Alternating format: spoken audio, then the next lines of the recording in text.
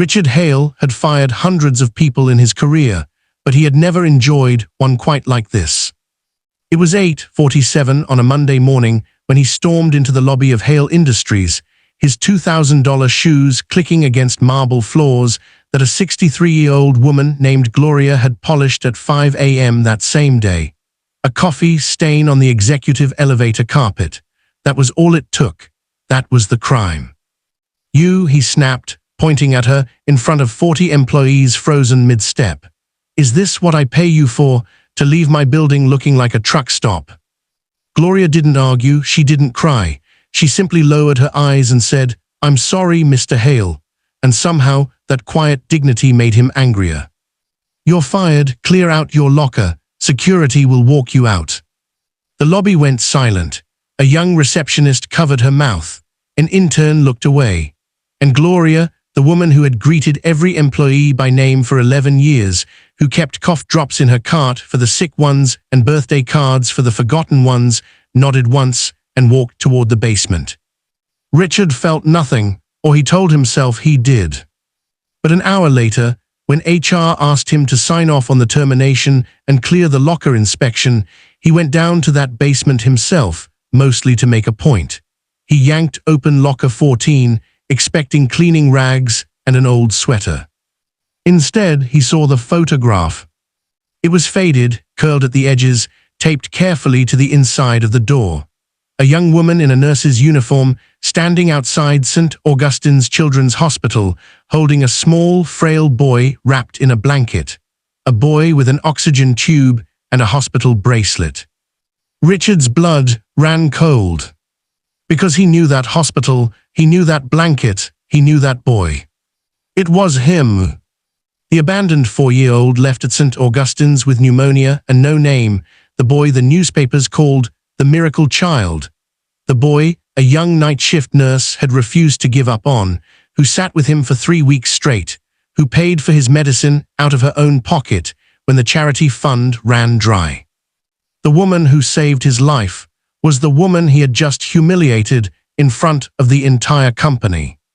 His hands were shaking when he pulled the photo from the locker, and what Richard Hale did in the next 24 hours would leave every single employee of Hale Industries in tears and change 2 lives forever. But that raises the questions nobody in that lobby could stop asking. Why did Gloria never tell him who she was, even after 11 years of cleaning his floors? Why did she take the humiliation in silence when one sentence could have stopped it all? And when a man finally comes face to face with the debt he can never repay, what could he possibly do to make it right? Stay with me, because the answer is not what you think. Before we begin, if you believe that no act of kindness is ever wasted, that the people who mop our floors and hold our hands in hospitals deserve the same dignity as the people in corner offices, then do one small thing right now. Hit that subscribe button and tap the notification bell. It costs you nothing, but it tells us that stories about kindness, redemption, and second chances still matter in this world. 90% of the people watching this story aren't subscribed yet. If this story moves you even once in the next few minutes, you'll know you belong here. Now, let's find out who Gloria really was. To understand what happened that Monday morning, you have to understand the man Richard Hale had become, and the boy he had spent 40 years trying to bury. Richard woke that morning at 4:30 a.m. in a penthouse so large that his footsteps echoed. He had a chef he never spoke to, a driver whose last name he'd never learned, and a phone full of contacts and empty of friends. On his nightstand sat 2 things, a glass of water and a small, tarnished St. Christopher medal on a broken chain, a cheap thing, worth maybe $3, that he had carried for as long as he could remember, and could not, for reasons he never examined, bring himself to throw away. He didn't remember where it came from. That was the lie he told himself. Truth was that Richard remembered more than he admitted. He remembered in flashes, in smells, in songs. He remembered that the scent of lavender made his chest tighten in a way that wasn't quite pain. He remembered that whenever he heard someone humming, really humming, soft and low, the way people do when they think no one is listening, his eyes would sting and he would leave the room. His ex-wife had noticed it once, years ago, at a Christmas party. "You always leave when someone hums," she'd said. He told her she was imagining things. 8 months later, she was gone too, and in the divorce deposition, she said something that would follow him for the rest of his life. Richard doesn't hate people. He's terrified of them. He's terrified that if he needs anyone, they'll leave, so he makes sure everyone leaves on his terms. He had laughed when he read it. Then he had sat alone in his office until 2 in the morning, not laughing at all. Because Rachel had been right, and the roots of it went back to a rainy night in November, 41 years earlier, when a woman in a grey coat carried a feverish 4-year-old boy through the emergency doors of St. Augustine's Children's Hospital, set him on a plastic chair, told the intake nurse she'd be right back, and walked out into the rain forever. The boy had no papers, no last name that he could say. He was burning at 104 degrees, his small lungs crackling with double pneumonia, and the only words he said that first night, over and over, were "Mama's coming back. Mama's coming back." She never did. The hospital called him Baby Boy Doe for the first week. The newspapers, when they got hold of the story, called him the miracle child. But there was one person in that building who refused to call him anything but his name, the name he finally whispered to her on the 3rd night, when his fever broke for an hour, and he woke to find a young nurse in her 20s asleep in the chair beside his bed, her hand still wrapped around his. "Richie," he had whispered. And the nurse, a night shift RN named Gloria Mee Turner, 26 years old, working doubles to pay off her nursing school loans, had opened her eyes, smiled like it was Christmas morning, and said the words that would echo through both their lives for the next 4 decades. "Well, hello there, Richie. I've been waiting for you." Remember those words. They come back. Everything in this story comes back. The doctors gave Richie a 30% chance that first week. His oxygen kept crashing. His small body was malnourished. Later they'd find old bruises, half-healed, the kind that told a story nobody wanted to read out loud. He wouldn't eat. He wouldn't speak to the doctors. He would only respond to one person, the night nurse who hummed to him. It was always the same song, an old folk melody her own mother had sung to her, soft, low, wandering. Gloria hummed it while she changed his IV, while she spooned broth into his cracked lips, while she held him during the coughing fits that turned his face grey. She hummed it at 3 in the morning when he woke up screaming for a mother who was never coming back, and she climbed half onto that narrow hospital bed, wrapped him in a pale blue blanket with a stitched border of little white stars, and hummed until his heartbeat slowed against her arm. The other nurses told her she was getting too attached. The head of pediatrics told her gently that boys like this one usually didn't make it, and if they did, they disappeared into the foster system and you never saw them again, and it broke you a little each time, and she should protect her heart. Gloria listened politely. Then she went back to room 114 and kept humming. When the charity fund ran out in the 2nd week, when the hospital administrator said there was no budget for the newer antibiotic the doctor wanted to try, Gloria Turner walked to the bank on her lunch break and withdrew $400. It was everything she had. It was the money she and her husband Walter had been saving for a crib, because Gloria was 11 weeks pregnant with their first child, and they had been dreaming out loud every night about the little person on the way. She never told the hospital where the money came from. She never told Richie. She told Walter that night at their kitchen table, terrified he'd be angry, and Walter Turner, a soft-spoken auto mechanic with grease under his nails and a heart like an open door, took her hand and said, "Glo, we didn't need that money as bad as that boy needed to breathe." Hold on to Walter too. His kindness has a price in this story, and Gloria pays it alone. The new antibiotic worked. On day 19, Richie's fever broke for good. On day 23, he took his first steps down the hallway, gripping Gloria's fingers, and the whole night shift applauded. And on day 26, the day the photograph was taken, a local newspaper photographer stood on the front steps of St. Augustine's and captured a young nurse in her white uniform holding a small, frail boy wrapped in a pale blue blanket with white stars, both of them squinting into the winter sun, both of them smiling. The caption read, "Miracle Child Leaves Hospital." What the caption didn't say was, that the nurse holding him had spent that entire morning in the hospital chapel, on her knees, asking God for a way to keep him. Because Gloria had tried, people forget that part, the paperwork part, the part with no music in it. She and Walter had sat in a county office and asked what it would take to foster Richie, maybe even adopt him. And a tired caseworker had looked at their file, a mechanic's income, a nurse still in debt, a baby already on the way, a one-bedroom apartment, and shook her head. There were rules, there were wait lists, there were more suitable placements. 3 days later, a state van took Richie away to group home 200 miles north. Gloria was working when it happened. The transfer had been moved up without notice. She ran out to the parking lot still in her scrubs, and all she saw were taillights in the rain. She had managed to send one thing with him, tucked into the pocket of his donated coat by an orderly who owed her a favor, a small St. Christopher medal on a thin chain, the patron saint of travelers, of children, of anyone lost on the road. So he'll always find his way somewhere safe, she'd written on a scrap of paper wrapped around it. Love, your nurse Glow. The note was lost within a month in the chaos of the first foster home. The medal survived. The boy forgot the words. But some part of him, the part deeper than memory, the part where songs and lavender live, never let go of that little piece of metal through 6 foster homes, 2 group facilities, 1 juvenile hall stint for stealing food, a scholarship, a business degree, a first million, a 100th million. 41 years later, it sat on a nightstand in a penthouse next to a glass of water, owned by a man who told people he came from nothing and believed it was a flex instead of a wound. Now you know the boy.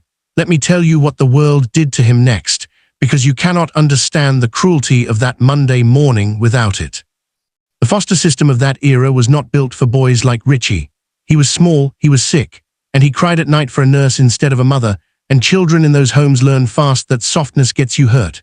By the 3rd home, he'd stopped crying. By the 5th, he'd stopped asking to be kept. There was a foster father named Dale who made the boys line up on Sunday mornings and told them, week after week, a sentence that would become the operating system of Richard Hale's entire life. Nobody's coming to save you. Remember that. Nobody is ever coming to save you. The tragedy, the exquisite, terrible irony that this whole story turns on is that somebody already had. He just couldn't remember her face. He remembered pieces.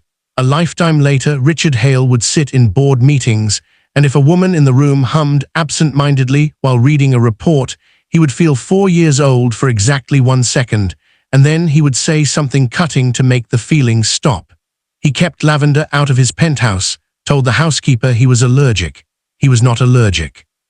He once fired a hotel on the spot for putting a blue blanket with a star pattern in his suite. His assistant thought he was insane. He could not have explained it himself.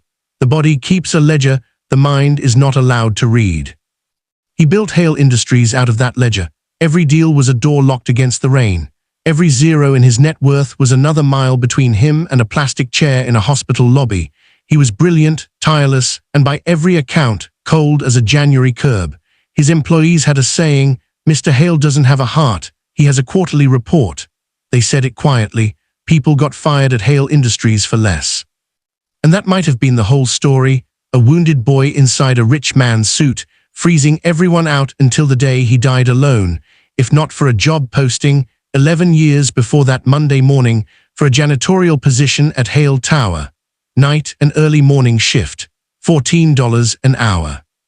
Which brings us back to Gloria, and to the years that had emptied her hands. Life had not repaid Gloria Turner for her kindness. That's a hard thing to say out loud, but this story doesn't work if I lie to you. 6 weeks after Richie was taken north, Gloria lost the baby. The doctors said it was nothing she did. These things happen, but grief doesn't listen to doctors. She and Walter tried again for years. It never took. She poured all of that unspent mothering into 31 years of night shifts at St. Augustine's, into hundreds of children whose names she remembered and whose parents she prayed for.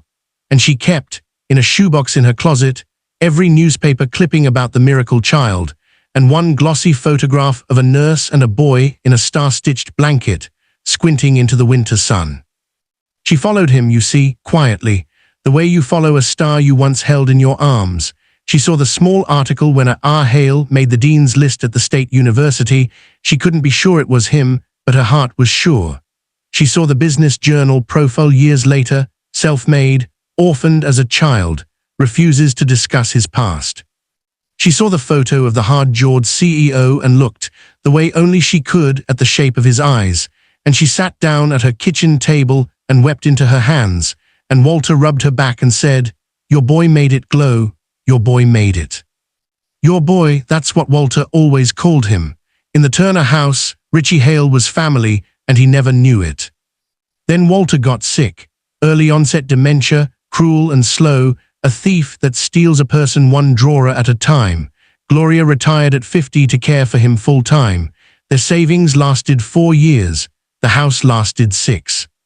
When Walter finally passed, on a Tuesday, in a rented hospital bed in a rented apartment, with Gloria humming that same old melody into his ear because it was the last thing that still made him calm. Gloria Turner was 61 years old, widowed, childless, and nearly broke. Her nursing license had lapsed. Her knees couldn't do 12-hour hospital shifts anymore. Her pension had been swallowed by memory care bills. And 2 months after the funeral, standing in a grocery store checkout line with a calculator in her head, she saw a posting on a community board. Janitorial staff wanted, Hale Tower, night and early morning shift. Hale Tower. She stood in front of that flyer for 10 full minutes. And then Gloria Mee Turner, who had once emptied her savings so a dying boy could breathe, laughed softly to herself in the middle of a grocery store, because God, she decided, has a sense of humor, and wrote down the number. She told herself it was just a job. It was never just a job. For 11 years, Gloria polished the floors her boy walked on. She came in at 4:30 in the morning when the tower was dark and hers, and she made that lobby shine like it was the entrance to somewhere holy. She learned every employee's name because that's what nurses do. You learn the names. Names are medicine. She kept cough drops on her cart. She left birthday cards. When the young receptionist, Amara, cried in the stairwell after her mother's diagnosis, it was Gloria who sat with her on the cold steps for an hour, and it was Gloria who said, "Honey, hospitals are full of miracles. I held one myself once." Amara thought it was just something kind old women say. Remember Amara. She's the one who covers her mouth in the lobby, and she's the one who, at the end of this story, stands up first. And every so often, once a month, maybe Gloria's path would cross Mr. Hale's. He arrived early sometimes, earlier than any CEO needed to, because Sleep and Richard were not friends. He would stride across her wet marble in his $2,000 shoes, phone at his ear, and never once look at her. Not once in 11 years. She was invisible to him, the way the people who hold the world up are invisible to the people standing on their shoulders. It had hurt her, of course it did. Don't let anyone tell you saints don't feel pain, that's what makes them saints. There were nights she went home to her small apartment, heated a can of soup, looked at the second chair at her table where no one sat anymore, and asked the ceiling why she did it, why she stayed, why she never just walked up to him and said, "Richie, it's me, it's your nurse Glow." She could have. One sentence and everything changes, the salary, the loneliness, all of it.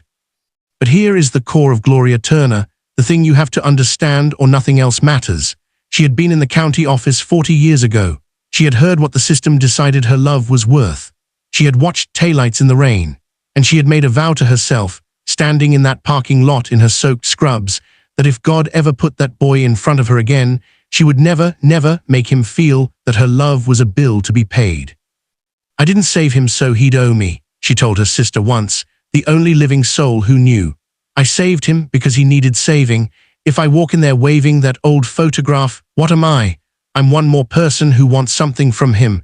That man is surrounded by people who want something from him. Let me be the one person in that building who doesn't." Her sister said, "Glow, he fired the last 3 janitors. He'll chew you up and never know." And Gloria said, and I want you to hold this sentence, because it is the key to that Monday morning, "Then let him chew. I've seen what's underneath. I sat with what's underneath for 26 nights. That anger of his, that's just a little boy standing at a window, waiting on a gray coat that never came back. You can't hate a wound. You can only keep it clean. You can only keep it clean." She said that about floors too. she meant neither and both. So now you know everything the 40 frozen employees in that lobby did not know at 8:47 on that Monday morning. Now watch it again with new eyes. Watch the CEO storm in sleepless because the night before had been the anniversary of Rachel leaving, and anniversaries hunt him. Watch him see a coffee stain on the executive elevator carpet, a stain, we would all learn later, that wasn't even from Gloria's shift. A delivery man had dropped a tray at 8:15, a full hour after her lobby work was done and signed off. Watch him knead, the way an addict needs, to make someone smaller than the smallness inside him. Watch him choose the oldest, quietest, most defenseless person in the room. You, is this what I pay you for, to leave my building looking like a truck stop? And watch Gloria Turner lower her eyes, not in shame, though everyone read it as shame. She lowered her eyes because she was looking at a 45-year-old millionaire and seeing a 4-year-old with an oxygen tube, and if she had held his gaze 1 second longer, she would have started humming. That's the truth of it. Her hands, folded in front of her apron, were folded to keep from reaching for him. I'm sorry, Mr. Hale. She wasn't apologizing for the carpet. She was apologizing for the world, for grey coats and rainy nights and every home that gave him back. He heard softness, and it enraged him, because softness was the thing that always left. You're fired, clear out your locker, security will walk you out. Silence, Amara's hand over her mouth, an intern studying his shoes, 40 people learning, in real time, what kind of building they worked in. And Gloria nodded once, I've seen what's underneath, and walked to the basement to clear out locker 14, where for 11 years, taped inside the door, so it was the first thing she saw at 4:30 every morning, hung a photograph of the best thing she had ever done with her life. She left it there, understand that, when Gloria packed her sweater and her cough drops and Walter's old thermos into a paper bag, she looked at that photograph for a long moment and left it taped to the door. Her sister asked her later why. Gloria said, I don't know, my hands wouldn't take it. I suppose some part of me was still on my knees in that chapel, asking for a way. Some prayers take 41 years to land, but land they do. Because 1 hour later, Richard Hale came down to that basement himself. HR had asked for a signature he could have sent anyone. He came personally, he told himself, to make a point about standards. The truth his body knew before his mind did, was that something about the old woman's face, as she'd said I'm sorry, Mr. Hale had been ringing in him all morning like a struck glass, and he could not make it stop, and he was furious about that, and fury always drove him toward the thing that hurt. He yanked open locker 14, and 41 years collapsed like a folding chair. He didn't understand at first. That's the strange mercy of these moments. The mind protects itself for a few last seconds.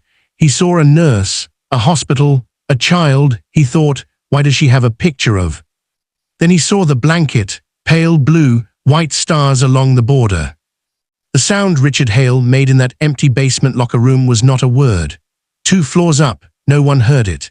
He gripped the locker door because the floor had become untrustworthy, and he stared at the young woman in the photograph, at her smile, at the way her arms held that frail boy like something rescued from the sea, and the ledger his body had been keeping for 41 years finally, violently, opened. The humming, the lavender. Well, hello there, Richie, I've been waiting for you. A hand around his in the dark, broth on a spoon, a voice at 3 a.m. that made the monsters negotiate. It didn't come back as memory. It came back as weather, a whole storm front of it, and Richard Hale, CEO, self-made, untouchable, slid down the lockers of his own basement and sat on the floor his janitor had mopped, holding a photograph in shaking hands, and cried for the first time in 39 years. Then he did what he did with everything. He went to work. He was upstairs in 4 minutes. He commandeered HR himself, pulled Gloria's file with hands that wouldn't stay still. Turner, Gloria M. Date of birth, prior employment, St. Augustine's Children's Hospital, RN 31 years. He said the name out loud in the empty office, Turner, and something in his chest turned a key. He called St. Augustine's. He was transferred 4 times, and then a records administrator said the words that ended any last doubt. Nurse Turner. Oh, everyone knew Glo. She was the one who wouldn't leave that abandoned little boy back in the 80s, the miracle child case. paid for his medicine herself, is what the old-timers say. Why do you ask? Richard Hale, on the phone in an empty office, closed his eyes and said, "Because I'm the boy." He found the newspaper archive next. The photograph, the caption, the article he'd never once let himself search for. And in the third paragraph, a detail that put him back on the floor. Hospital staff report that Nurse Turner and her husband inquired about fostering the child, but the placement was denied. She had tried to keep him. All his life, Dale's Sunday sermon, "Nobody is ever coming to save you," and it had been a lie in both directions. Somebody had come. Somebody had emptied her savings and knelt in a chapel and stood in a county office begging and run into a parking lot in the rain. Somebody had hummed him through the valley of the shadow of death, and then, 4 decades later, that same somebody had knelt on his marble floors at 5 in the morning, invisible for 11 years. And this morning, in front of 40 people, he had. Richard made it to the executive washroom before he was sick. Then he washed his face, looked at the stranger in the mirror, and asked HR for one more thing, her address. Gloria Turner lived 40 minutes from Hale Tower by bus, in a 2-room apartment above a laundromat, and at 4:15 that afternoon she was sitting at her kitchen table with a cup of tea going cold, not crying. She was done crying by noon. Nurses are efficient with grief when someone knocked on her door. She opened it, and there stood the richest man she had ever known, holding a 41-year-old photograph with a face like a dam in its last hour, and he opened his mouth to deliver the speech he'd rehearsed the entire drive. And what came out instead, cracked and small, was, "You've been waiting for me." Gloria Turner looked at him for a long moment, and then she stepped back from the door, the way she'd done 1,000 times for gurneys and wheelchairs and frightened parents, and said, "Well, hello there, Richie. Come in out of the hall. I'll put the kettle back on." He wept at her kitchen table for the better part of an hour. This titan, this quarterly report of a man, wept into his hands at a second-hand table above a laundromat, while a 63-year-old woman he had fired that morning rubbed slow circles on his back and hummed, finally, at last, out loud, the old wandering melody, and his whole body remembered it the way soil remembers rain. When he could speak, the questions poured out, and she answered every one. Yes, she'd known him the day she was hired, knew him the moment he crossed her wet marble without looking down. Yes, 11 years. No. She was never going to tell him. "Why?" he begged. "Why would you let me walk past you?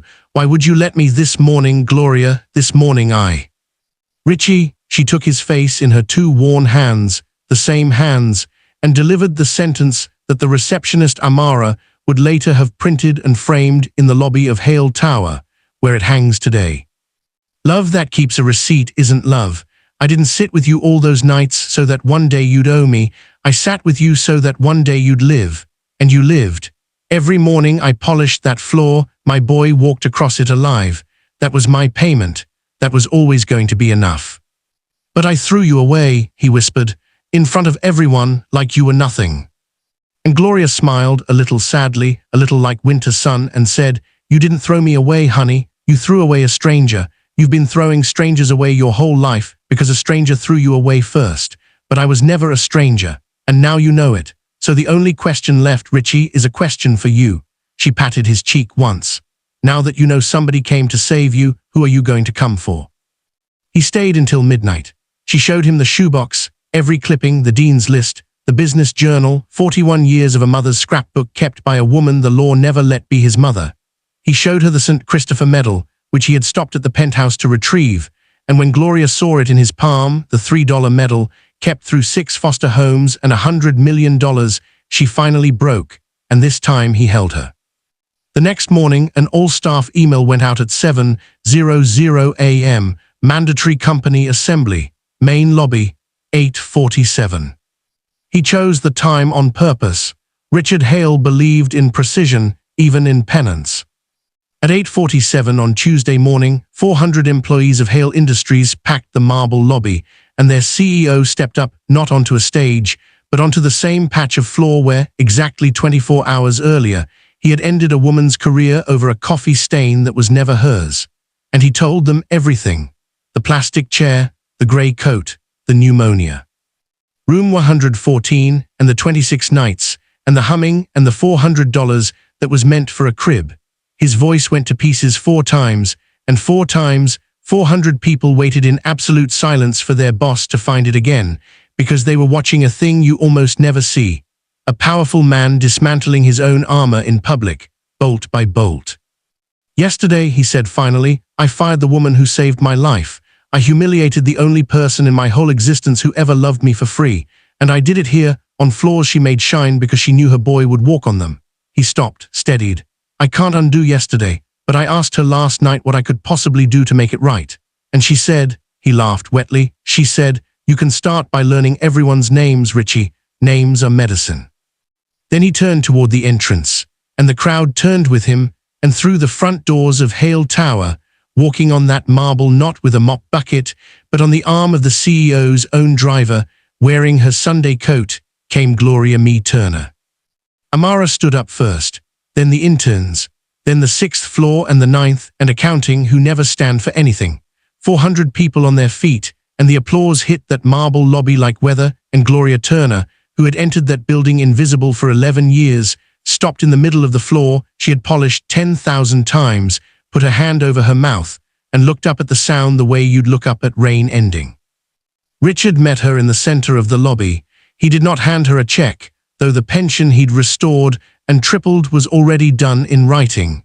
He did not offer her job back, because that morning her old job had ceased to exist. Instead, in front of everyone, he announced the founding of the Gloria Turner Foundation, endowed with $50 million of his personal fortune to pay the medical bills of abandoned and critically ill children, and to fund the fostering and adoption of kids the system calls hard to place. Its first employee, its director of heart and its final word on everything, at a salary that made her sit down on the visitor's bench. Gloria Mee Turner, RN. And one more thing, Richard said, and nodded to 2 workmen by the elevators who pulled a cloth from the wall above the entrance.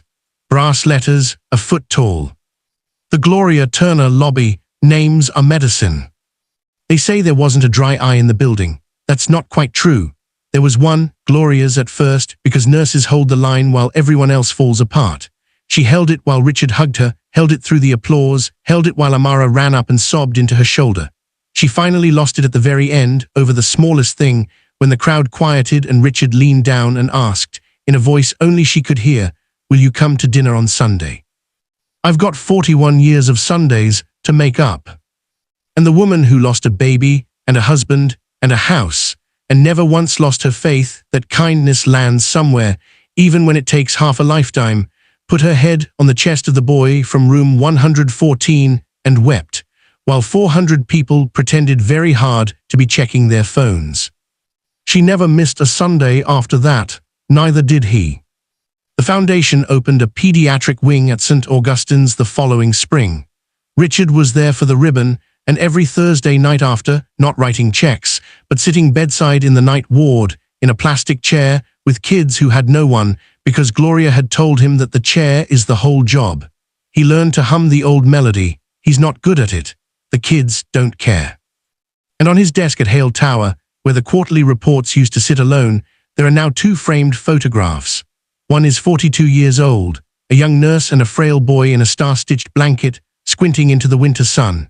The other was taken last Christmas, an old nurse and a graying CEO at a small kitchen table above a laundromat, paper crowns on their heads, laughing at something no one else needs to understand. Under the second photo, in Gloria's handwriting, is the answer to the question she asked him at her kitchen table, who are you going to come for? And the last line of this story. Somebody is always coming to save you, Richie. Sometimes she's just been in the building the whole time.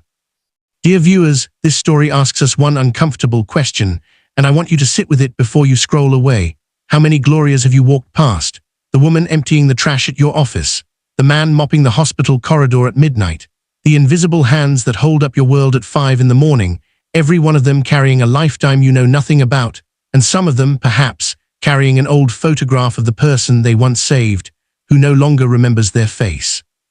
Richard Hale needed 41 years and one open locker to learn that dignity is not a salary grade, that the people who serve us quietly are not beneath us. They are very often the best of us. So here is my challenge to you today. Learn one name, just one. The cleaner, the guard, the aide, look them in the eye this week and learn their name, because as Gloria taught us, names are medicine. If you believe that no act of kindness is ever wasted, that what we give in secret always finds its way home, even if it takes 41 years, then show it right now.